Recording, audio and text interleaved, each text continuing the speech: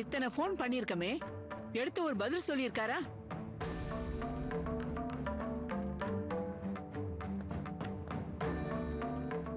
என்ன சந்தியா, இன்னும் தூங்காம உட்கார்ந்துட்டு இருக்கீங்க? நிர்மலா, மௌலி போன் ஆஃப் ஆயிருக்கு, இவர் போன் எடுக்கல. என்ன விஷயம்னு கேளு.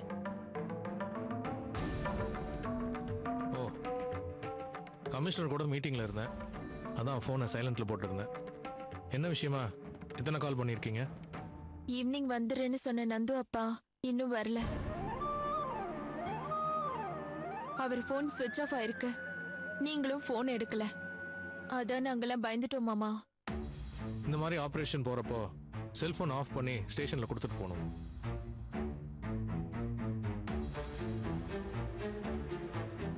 நான் மௌலி கிட்ட வைரஸ்ல பேசிட்டு தான் வரேன்.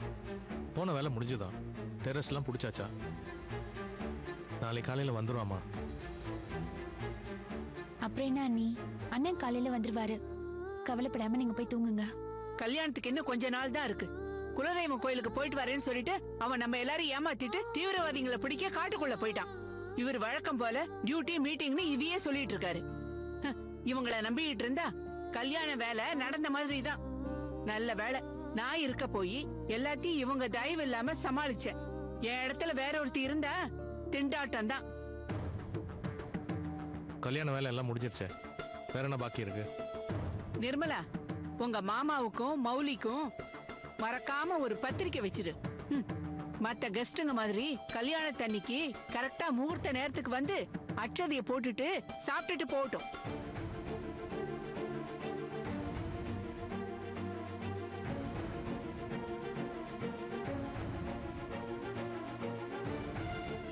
என்ன வேலை இருக்கான்? நாளையில இருந்து சொந்தக்காரங்கள்லாம் வர ஆரம்பிச்சிருவாங்க. 2 ஆம்பளைங்களும் டியூட்டின்னு போயிட்டா வரவங்க கிட்ட என்ன பதில் சொல்றது? பாத்துக்க சந்தியா, போலீஸ் வேலை பாக்குறவங்களை கட்டிக்கிட்டா என்ன நடக்கும்னு. நல்ல வேலை கன்ஸ்ட்ரக்ஷன் கம்பெனில வேலை பாக்குற திரு உனக்கு மாப்பிள்ளையா கிடைச்சிருக்காரு. எங்களை மாதிரி நிம்மதியை தொலைச்சிட்டு வாழாம நீயாவது சந்தோஷமா இரு.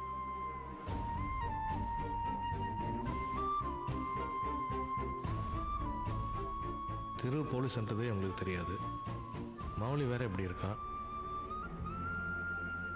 அப்பா சாப்பிடுறீங்களா?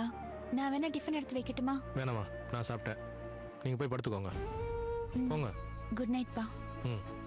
போங்க நீ. சந்தியா கல்யாண நேரத்தில் மௌலி இப்படி சீரியஸாக இருக்கிறத இவங்க கிட்ட எப்படி சொல்றது? சொன்னா 3 பேரும் துடிச்சு போய் இருக்கிற கொஞ்சம் நெஞ்ச நிம்மதியும் போயிடும். ஆனால் எத்தனை நாளைக்கு தான் இதை மறைக்க முடியும்? சரி, நாளைக்கு மௌலியோட கண்டிஷனை பார்த்து என்ன பண்ணுறதுன்னு முடிவு எடுக்கலாம்.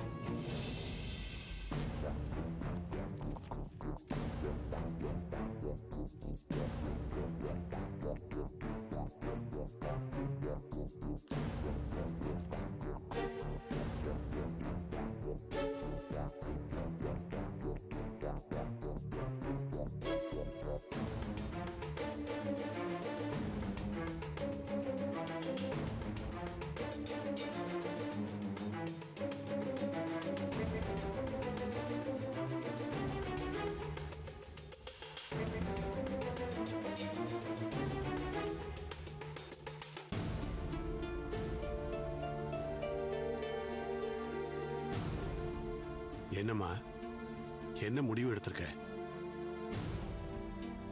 எதை பத்திப்பா? என்ன முடிவு எடுக்கணும்? சுதீர் தம்பியோட கல்யாண நாள் நெருங்கிட்டு இருக்கு. நீ பாட்டுக்கு மாப்பிள்ளைகிட்ட கோவிச்சுக்கிட்டு இங்க வந்து உட்கார்ந்துகிட்டு இருக்க.